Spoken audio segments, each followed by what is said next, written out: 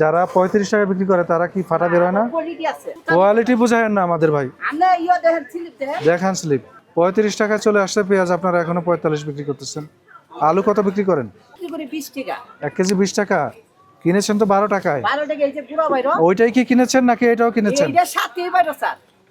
এটার সাথে ওটা না, তাহলে এটার দাম কম, এটার দাম কমান। আর ওইটা 10 টাকা বিক্রি করেন, তাহলে এটা 14 টাকা বিক্রি করেন।